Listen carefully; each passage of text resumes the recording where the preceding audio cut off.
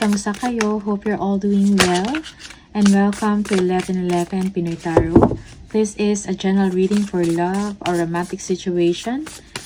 Just take what resonates for you. At huwag ipilit itugma kung hindi para sa inyo. Maraming salamat, Aries. Please like, comment, and share. And please tap the bell for updates from this channel. Tingnan natin kung ano yung energy mo and your person about love and romantic situation. Ano yung energy ng person mo towards you. What is going on sa inyong connection or relationship. Okay. Ano yung energy ng person mo towards you.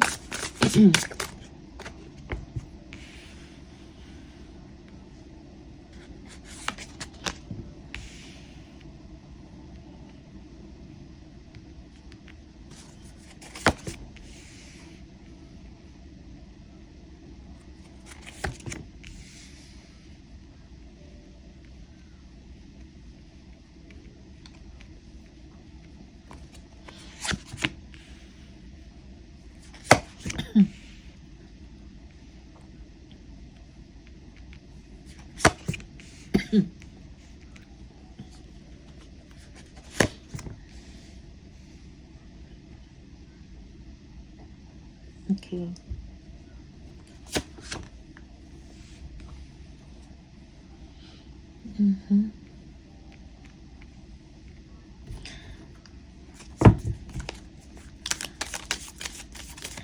You might be dealing with a Pisces. Okay. Leo or fire sign, Sagittarius. Virgo for some of you. Okay. Tingnan natin. Aries,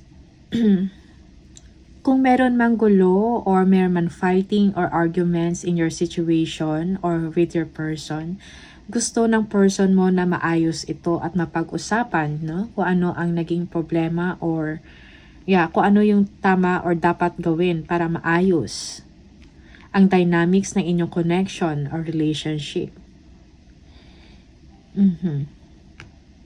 Maybe your person, gusto ng person mo magkaroon ng family or children. Okay, this is for some of you. Okay.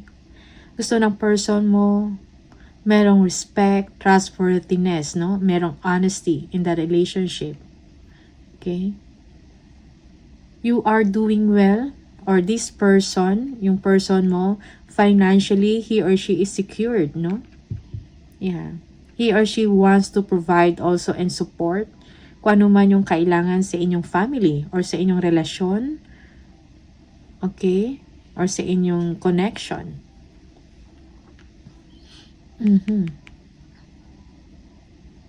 Yeah. Gusto ng person mo na i-elevate, no?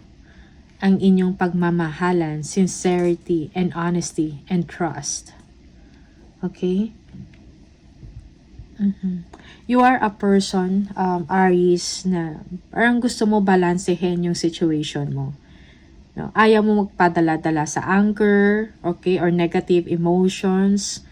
No? Kung ano man yung merong problema or kung meron mang pinag-aawayan, gusto mo kalmado or you are just making things balance, no? Kasi gusto mo yung harmony in the relationship. Yeah.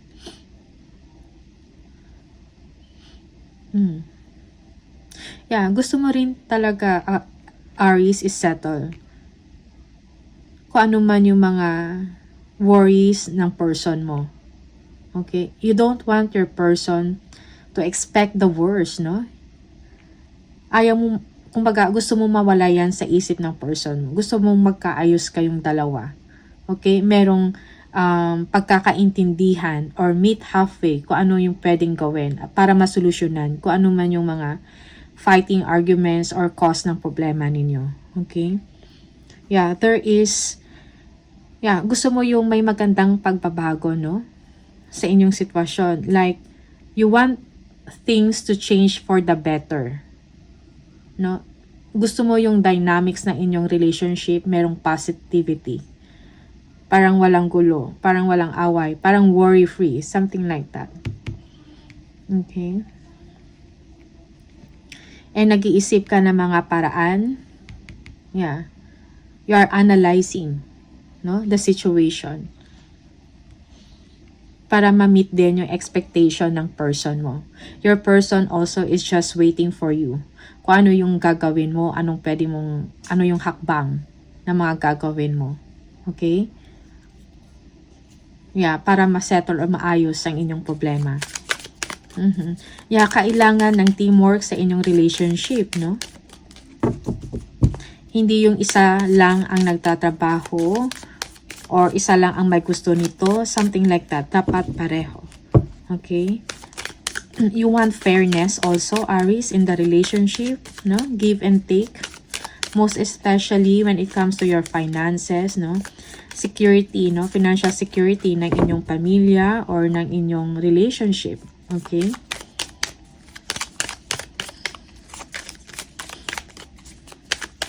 The Hangman. Yeah, Two of Pentacles. Yeah. Your person is just waiting. Yeah, nasa waiting stage yung person mo. Siguro may kailangan siyang pagdesisyonan or nag-aantay siya ng inyong desisyon. Yeah. So, kailangan din ng person mo, yung effort mo, Aries. Okay. Or kailangan ng person mo yung decision mo. How to move forward or para makausad kayong dalawa. Okay? Sa inyong sitwasyon. Five of Wands. Ano to?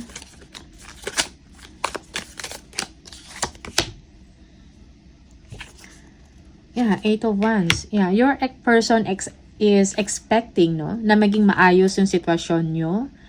Maybe he or she is expecting a communication from you.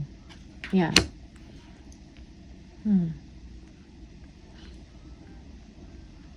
Yung willingness, no? Or maybe this person is also waiting for you to submit, no? Kung ano yung gusto niya. Kung anong gusto niyang mangyari. Okay? Yeah. Ten of Pentacles. Ano to? For Aries. The person, Aries. Seven of Wands. Yeah. So, maybe your person, gusto niya lang protektahan din ang inyong relasyon or ang inyong family. Okay? Your person also is gaining strength para mag-say no sa isang sitwasyon. Okay? Kasi defensive lang siya and protective sa well-being ninyong dalawa, sa inyong sitwasyon or sa inyong family. Okay? Most especially, maybe this person, no, is defensive about money, okay? Finances, about stability, no? Yeah. Queen of Cups.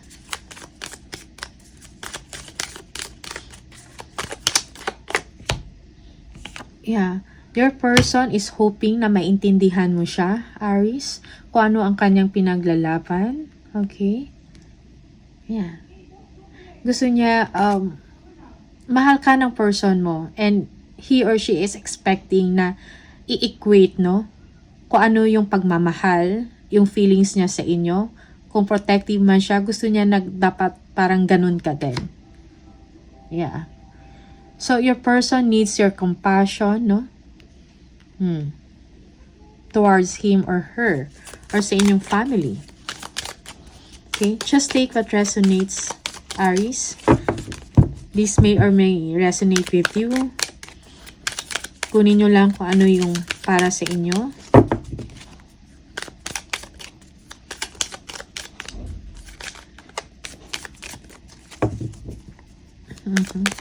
The Temperance.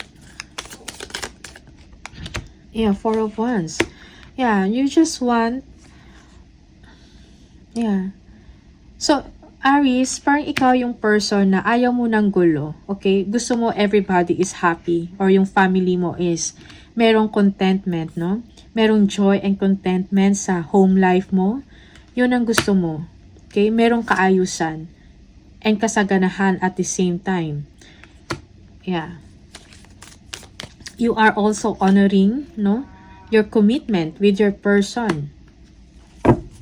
You want balance and harmony sa bahay ninyo, sa pamumuhay ninyo, okay?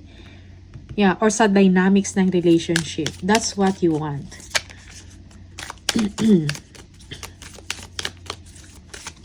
The Wheel. Yeah, Knight of Cups. Yeah. Parang ito yung right time or auspicious time for you to express, no, your feelings or yung saloobin ninyo sa person mo, and that you will get the favor from your person. Okay? Yeah. Most especially that your person also is taking steps or initiative, no? Pinapakita niya sa inyo na mahal niya kayo, na protective siya, okay? And nag-expect din siya na ganun ka sa kanya. So I think this is an opportune time for you to do it, to make steps, no? To be generous. Okay, to invite him or her to go out, okay, on a date, something like that. And express kung ano yung nararamdaman mo. Knight of Swords, please.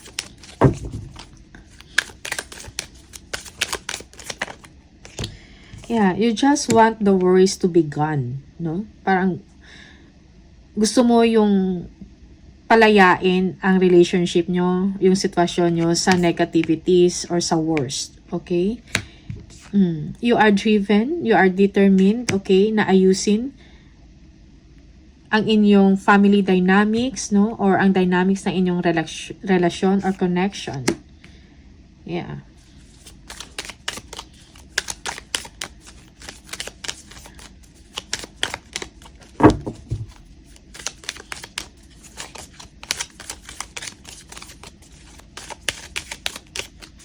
Ace of Swords. Ooh.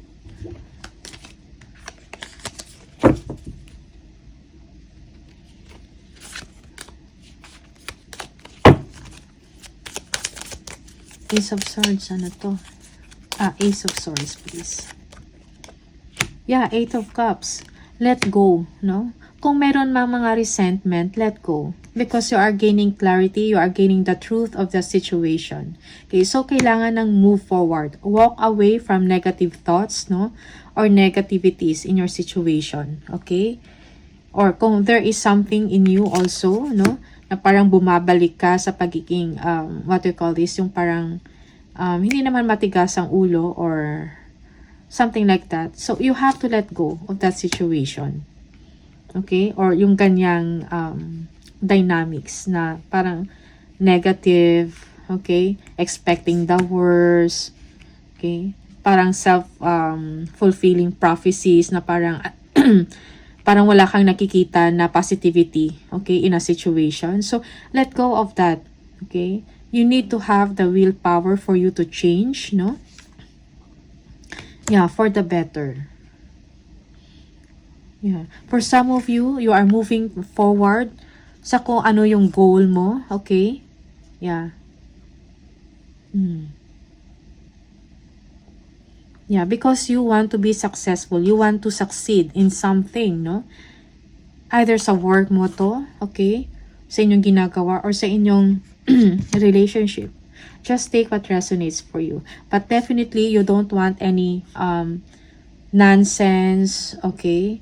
Like, parang gusto mo i-pursue yung something na meaningful na para sa inyo. Because, you know, you deserve better. Your person deserve better. Your family deserve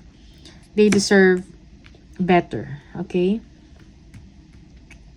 Yeah, your person deserves something better, Aries. Yeah. So, let go. Better treatment, no? So, i-let go mo tong pagiging negative or kung ano man yung tumatakbo sa isip mo na hindi maganda. Okay? So, teamwork is needed in your situation, no? Pakikipag-cooperate, pagiging considerate. Okay? Tingnan natin. Most especially, When it comes to finances, yes, sharing, be generous also and thoughtful sa mga tao na nangangailangan ng tulong mo or attention mo, okay? So, this is, parang ito yung kailangan, Aries. Okay? Yeah. Yeah, so, kung ano man tong mga gulo, okay, in your situation, your person is just also waiting for you to make a decision, to be generous, to send positive vibes or positive messages, no? Na ikakaginhawa ng situation ng family mo, okay? Or ng person mo or ng inyong relationship, okay? Yeah. Love, be compassionate in the situation.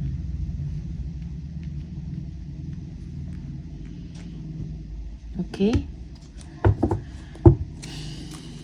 Yeah. Negative thoughts, worries, anxiety. Yeah, for some of you, let go of anxiety. Okay?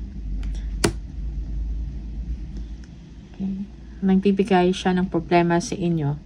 Kasi parang wala din naman maitutulong if you, kung lagi kang nag-iisip ng negative, no? Alright? So, Aries, these are the energies and the messages for you. I wish you all the best. Thank you so much, and I'll see you on the next video. Bye!